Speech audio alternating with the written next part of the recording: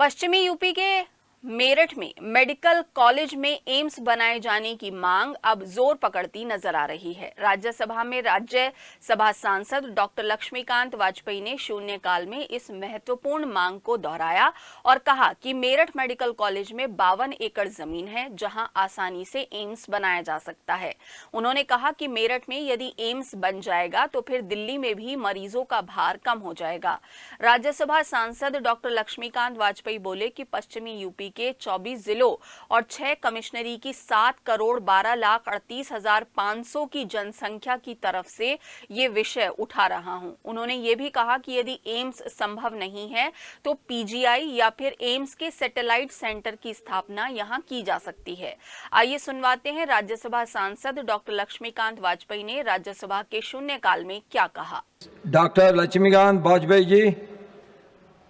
माननीय सभापति जी, मैं आपका आभार व्यक्त करता हूं और मेरठ में एम्स की स्थापना के लिए भारत सरकार का ध्यान आकर्षित करना चाह रहा हूं। आज पश्चिमी उत्तर प्रदेश के 24 जिले और 6 कमिश्नरी की 7 करोड़ 12,38,503 जनसंख्या की तरफ से मैं इस विषय को प्रस्तुत कर रहा हूं, उनकी आवश्यकता को देखते हुए। इससे दिल्ली एम्स का भार भी कम होगा। मान्यवर, मरीजों के आंकड़े की दृष्टि से अगर मैं बताऊं तो उत्तर प्रदेश में रायबरेली और गोरखपुर में एम्स होने के बावजूद 21% लोग प्रतिदिन एम्स में पश्चिमी उत्तर प्रदेश से आ रहे हैं और प्रतिवर्ष इनकी संख्या में वृद्धि 17.61 की दर से हो रही है। उत्तर प्रदेश एक बहुत बड़ा राज्य है जहां एक एम्स की स्थापना की आवश्यकता है। मेरठ में लाला लाजपत राय मेडिकल कॉलेज सबसे पुराना सरकारी मेडिकल कॉलेज है। 52 एकड़ जमीन वहां पर अभी भी खाली है।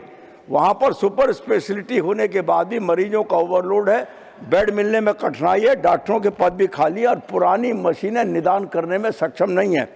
कैंसर, हृदय रोग, श्वसन रोग, न्यूट्रोलॉजी और जटिल सर्जरी पर उच्च स्तरीय इलाज के लिए एम्स पर और दिल्ली के प्राइवेट नर्सिंग होमों पर निर्भर है। गोल्डन आवर यानी कोई दुर्घटना हो जाए या हार्ट का कोई पेशेंट आ जाए तो उसको सुरक्षा मिलना या उसका जीवन रक्षा करना संभव नहीं हो रहा है। विशेष बात यह है कि इस बार वित्त मंत्री जी के साथ जो राज्यों के वित्त मंत्री की बैठक होती है उसमें उत्तर प्रदेश के वित्त मंत्री ने भी पश्चिमी उत्तर प्रदेश में एम्स के लिए आग्रह किया है।